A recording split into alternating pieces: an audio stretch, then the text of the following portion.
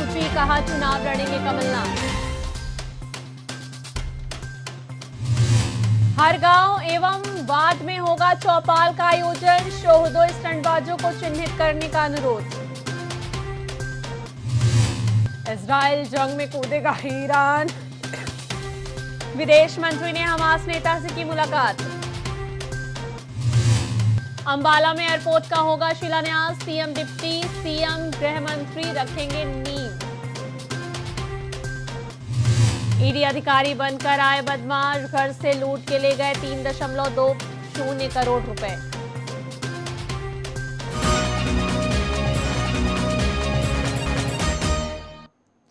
नमस्कार, स्वागत है आपका इंडिया वॉच में। आपके साथ मैं हूं श्रेया कश्यप। करते हैं बुलेटिन की शुरुआत बड़ी खबर के साथ, जहां महाराष्ट्र के समृद्धि हाईवे पर हुए भीषण सड़क हादसे पर उद्धव गुट के सांसद और प्रवक्ता की प्रतिक्रिया सामने आई है। शिवसेना सांसद संजय राउत ने कहा कि ये सरकार जवाबदारी नहीं ले रही है। ये जो समृद्ध महामार्ग बन रहा है, ये जनता के लिए, ठेकेदार और उनसे मिलने वाले कमीशन के लिए बना है। अब तक लगभग 1000 लोग वहां या तो मरे हैं या जख्मी हुए हैं।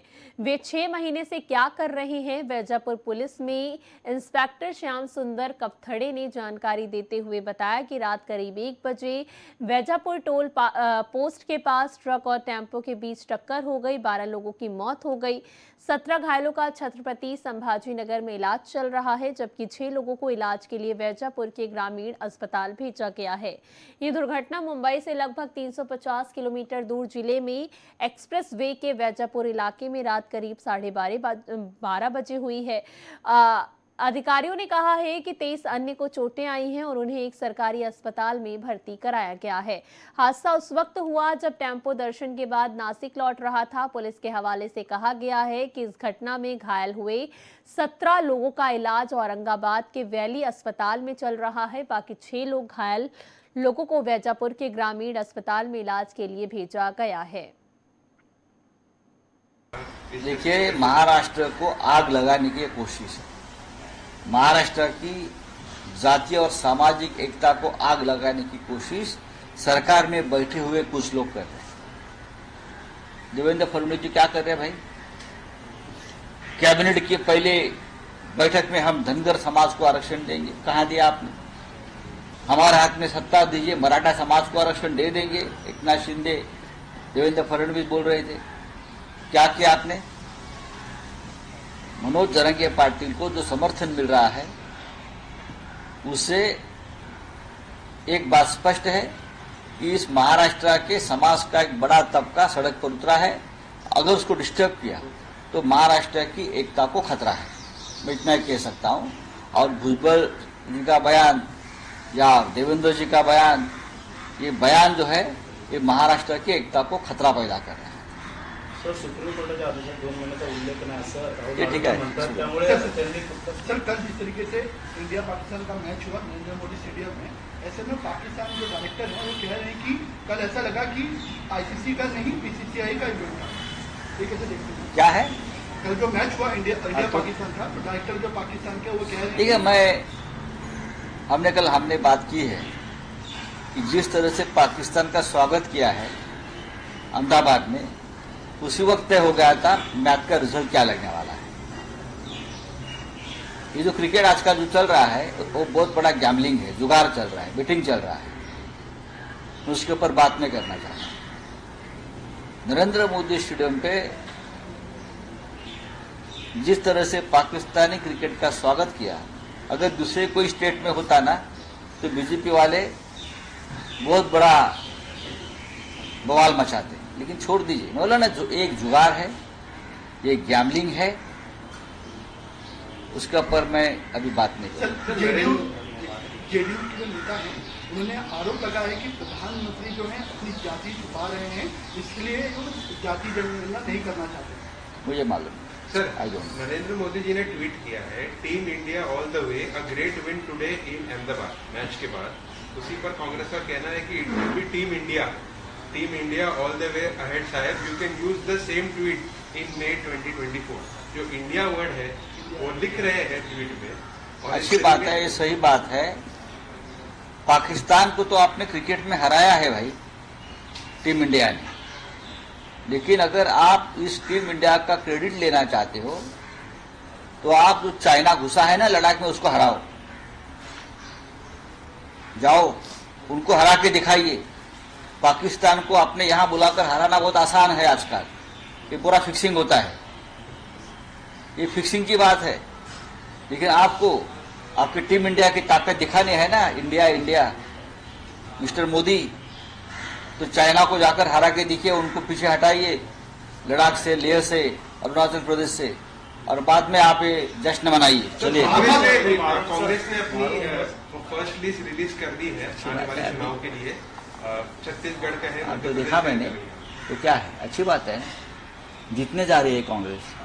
कांग्रेस 4 राज्यों में अपनी सरकार बना रही है। सर, एक आखिरी सवाल, अजीत पवार के ऊपर आरोप लगाया है पूर्व कमिश्नर रह चुकी मीरान बोरवनकर ने अपनी बुक में कि वो जब गार्डियन मिनिस्टर थे तब उन्होंने येरवाड़ा की जमीन नीलाम या ऑक्शन करने के लिए कहा गया था, जिसका मैंने विरोध किया और वो होने नहीं दिया।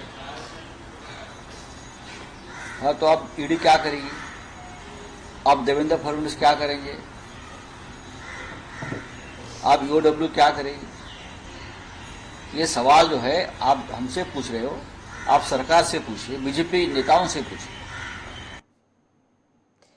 एआईएमआईएम प्रमुख और हैदराबाद के सांसद असदुद्दीन ओवैसी ने प्रधानमंत्री मोदी से आग्रह किया है कि वो गाजा के लोगों के साथ एकजुटता दिखाएं और इजराइल और हमास के बीच चल रहे युद्ध के बीच उन्हें मदद प्रदान करें।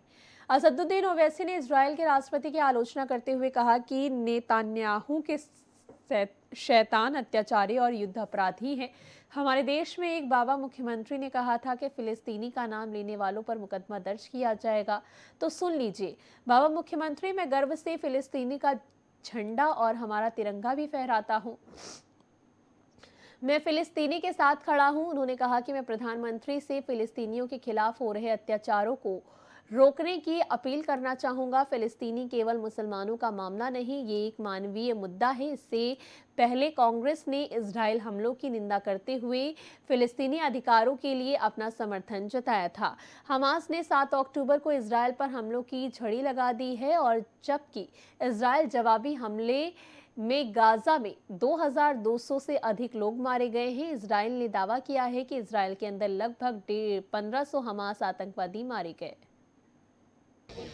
मगर लाखों सलाम वो गाजा के बहादुरों पर, जो गाजा के बहादुरों पर जो आज भी लड़ रहे हैं, कल भी लड़ेंगे।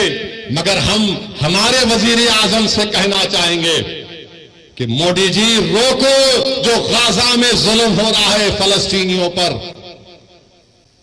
आपने कहा कि India stands in solidarity with the Palestinian people, तो सॉलिडारिटी दिखाओ, रोको उन लोगों को। 21 लाख में से 10 लाख लोग बेघर हो चुके हैं। वो शैतान नेतन्याहू जालिम है, वार क्रिमिनल है, वो जो ढकेल रहा है फलस्तीनियों को, ढकेल रहा है कि घरों को बर्बाद, 6000 बम गिराए गए। हम भारत के वजीर आजम को बताना चाह रहे कि महात्मा गांधी ने क्या कहा था। गांधी ने कहा था कि ये फलस्तीन अरबों का है, जिस तरह अंग्रेजों के लिए बर्तानिया है, फ्रेंच के लिए फ्रांस है, ये अरबों की जमीन है, ये अरबों की जमीन है, गांधी ने कहा था। मगर अफसोस की बात यह है कि आज हमारी हुकूमत खामोश बैठी हुई है। क्यों खामोश बैठी हुई है? अगर हम पूरी दुनिया में सुपर पावर बनना चाहते हैं, अगर हम अक़वाम मुत्तहिदा की सिक्योरिटी काउंसिल में मेंबरशिप चाहते हैं वोटिंग राइट के साथ, तो फिर हमारी हुकूमत को, हमारे मुल्क को ये जो वार क्राइम्स इजराइल कर रहा है उसकी मजम्मत करनी चाहिए। जो फलस्तीनियों को गाजा से निकाला जा रहा है उनकी मदद करनी चाहिए, रोकना चाहिए। अरे उनको पानी दो, दवा दो, लाइट दो। ये कौन सा जुल्म है कि तुम उनको मार रहे हो? बेहतरीन से बेहतरीन हथियार अमेरिका दे रहा है, अरे आप इन पर हथियार बरसा रहे। मेरे अजीज दोस्तों और बुजुर्गों, अभी हमारे मुल्क के चीफ मिनिस्टर ने कह दिया। क्या कहा उन्होंने कि अगर कोई फलस्तीन का नाम लेगा तो उसको बुक कर दो। सुनो मुख्यमंत्री, मैं फलस्तीन का झंडा तिरंगे के साथ लगा के आया। मैं फलस्तीन के लिए खड़ा हूं और खड़ा रहूंगा इंशाअल्लाह ताला। फलस्तीन सिर्फ मुसलमानों का अरबों का मसला नहीं, फलस्तीन इंसानियत का मसला है। और हम उस बाबा मुख्यमंत्री से कहना चाहेंगे, अगर आपको केस बुक करना है तो वजारत खारजा MEA पर केस बुक करना पड़ेगा। अगर कई यूपी में मोदी जी आ गए तो उन पर भी केस बुक करना पड़ेगा आपको। मेरे अजीज दोस्तों और बुजुर्गों, मेरी आप तमाम से गुजारिश है कि अपनी दुआओं में इन गाजा के मजलूमों के लिए दुआ करिए। हम इस मुबारक शब में अल्लाह से दुआ करते हैं कि अल्लाह तुझे तेरे हबीब मोहम्मद मुस्तफ़ा सल्लल्लाहु अलैहि वसल्लम का वास्ता, तो इन गाजा के लोगों की हिफाजत फरमा दे। अल्लाह हम तुझसे तेरे हबीब का वास्ता देकर भीख मांगते हैं, या अल्लाह इनकी जानों और माल की हिफाजत फरमा। परवरदिगार इनकी गैब से मदद फरमा। यह अल्लाह तेरे हबीब का इरशाद है कि सुबह क़यामत तक एक गिरोह रहेगा जो हक की तरफदारी करेगा। या अल्लाह उस सरजमीन पर जहां पर हशर का मैदान होगा, या अल्लाह उस सरजमीन पर जहां पर आबे कौसर होगा, या अल्लाह उस सरजमीन पर जहां पर मीजान होगा, या अल्लाह जिस सरजमीन पर पूरों को तू इकट्ठा करेगा, परवरदिगार वहां पर जालिम जुल्म कर रहा है। या अल्लाह मदद फरमा गाजा के लोगों की। अल्लाह गाजा के लोगों की हिफाजत फरमा। परवरदिगार तुझे तेरी रहमत का वास्ता अल्लाह तू रहम फरमा दे। अल्लाह तेरे आपके पास 70 माओं की मोहब्बत है। परवरदिगार जो हजारों की तादाद में लोग मर रहे हैं, जो बच्चे मर रहे हैं, अल्लाह उन माँ बाप को हिम्मत दे। अल्लाह उनकी हिफाजत फरमा। अल्लाह तेरी पूरी कायनात में कोई ऐसा नहीं है जो इन गरीबों की मदद कर सके, मगर अल्लाह तू जमीन व आसमान का खालिक है, तेरे खजाने में कोई कमी नहीं आएगी। अल्लाह तू कुन फयकून फरमा दे। परवरदिगार अल्लाह उनको कोई खाना नहीं दे रहा, अल्लाह तू रज़्ज़ाक़ है, उनको रिज़्क़ दे दे। अल्लाह कोई उनको पानी नहीं दे रहा, तो आसमानों से बारिश को बरसा दे। अल्लाह इनके पास दवा नहीं है, तू शाफी है, अल्लाह उनकी शिफात फरमा दे। परवरदिगार आज इस जमीन पर जो लोग हक के लिए काम कर रहे हैं उनकी मदद फरमा। अल्लाह जालिमों के जुल्म से छुटकारा दिला दे। अल्लाह तशद्दुद को खत्म कर दे। हमारी अल्लाह से दुआ है कि अल्लाह नबी करीम सल्लल्लाहु अलैहि वसल्लम के सदक़े तोफैल में फलस्तीनियों की मदद फरमा। अल्लाह उस इलाके को अमन का गहवारा बना दे। अल्लाह उस इलाके को अमन का गहवारा बना दे। अल्लाह हमारे मुल्क में अमन को मजबूत फरमा दे। अल्लाह हमारे जान और माल और खास तौर से या अल्लाह हमारे ईमान की हिफाजत फरमा। अल्लाह हमारे ईमान की हिफाजत फरमा। परवरदिगार जब तक तू हमको जिंदा रखेगा, मेरे मौला तुझे तेरी रहमत का वास्ता, तेरे हबीब का वास्ता, हम झुके तो सिर्फ तेरे सामने झुके। अल्लाह हम किसी से मांगे तो तुझसे मांगे। अल्लाह हमको शिरक से बचा ले। अल्लाह हमको शिरक से बचा ले। अल्लाह तू हमारा रब है, हमारे लिए काफी है। अल्लाह तू हमको रसूलुल्लाह सल्लल्लाहु अलैहि वसल्लम को उम्मती बनाया, ये दुनिया का सबसे बड़ा एजाज हमको दिया। मेरे रब लाज रख ले मेरे। बिहार में सत्ताधारी गठबंधन में साझेदार जनता दल यूनाइटेड के नेता और विधान परिषद सदस्य नीरज कुमार ने प्रधानमंत्री मोदी की जाति पर सवाल खड़े किए। जेडीयू एमएलसी नीरज कुमार ने कहा कि पीएम मोदी अपनी जाति छिपाना चाहते हैं, इसलिए देश में जाति गणना नहीं करा रहे हैं। जेडीयू एमएलसी शनिवार को प्रेस कॉन्फ्रेंस कर रहे थे, इस दौरान उन्होंने ये टिप्पणी की है। पटना में प्रेस वार्ता के दौरान नीरज कुमार ने कहा कि अगर पीएम मोदी की जाति मोध घांची है तो वह सामाजिक या शैक्षणिक रूप से पिछड़े नहीं थे, फिर नरेंद्र मोदी ने खुद को ओबीसी में कैसे शामिल कर लिया? वह जाति ओबीसी में नहीं शामिल हैं। समाजवादी या आर्थिक सर्वेक्षण कब किया गया? उस सर्वेक्षण की रिपोर्ट कहाँ है? नरेंद्र मोदी वोट का सौदागर हैं और उन्होंने कन्नौज में कहा था कि वो ओबीसी श्रेणी में आते थे। वह अधिसूचना कहाँ है जिसमें कहा गया कि उनकी जाति और समुदाय के लोग शामिल हैं। वहीं जेडीयू नेता ने आरोप लगाया कि पीएम ने राजनीतिक शक्ति का दुरुपयोग किया और अपनी जाति को ओबीसी में शामिल किया है। पीएम मोदी ने झूठ बोला है। 27 अप्रैल 2019 को पीएम मोदी ने कन्नौज में एक सार्वजनिक रैली में कहा था कि वह ओबीसी वर्ग से हैं। कि नरेंद्र मोदी की जाति अगर मोड़ घाची है, ना वो सामाजिक रूप से पिछड़ा था, ना शैक्षणिक रूप से पिछड़ा था, तो नरेंद्र मोदी जी ने आपने को ओबीसी में कैसे शामिल कर लिया? कैसे वो जाति ओबीसी में शामिल हो गया? कब उसका सामाजिक आर्थिक सर्वे हुआ? वो सामाजिक आर्थिक सर्वे की रिपोर्ट कहां है? नरेंद्र मोदी बताइए, जो आपने अपनी जाति को पिछड़ी जाति में शामिल कर लिया, और हालात आप वोट के इतने बड़े निर्लज्ज सौदागर हैं कि आपने कन्नौज में कह दिया कि ये अति पिछड़ी जाति का मैं हूं।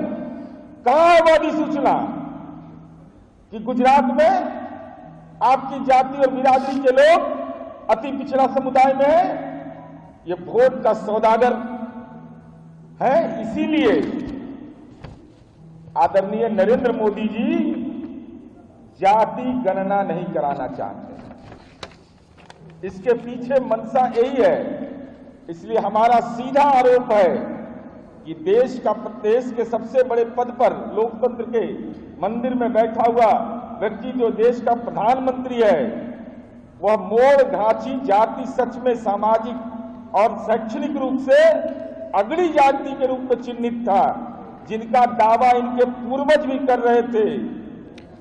1891 से 1921 तक मोड़ बनिया में शामिल करें, मोड़ घाची में नहीं। हम पिछड़ा नहीं अगड़ा है, इनके पूर्वज दावा कर रहे थे।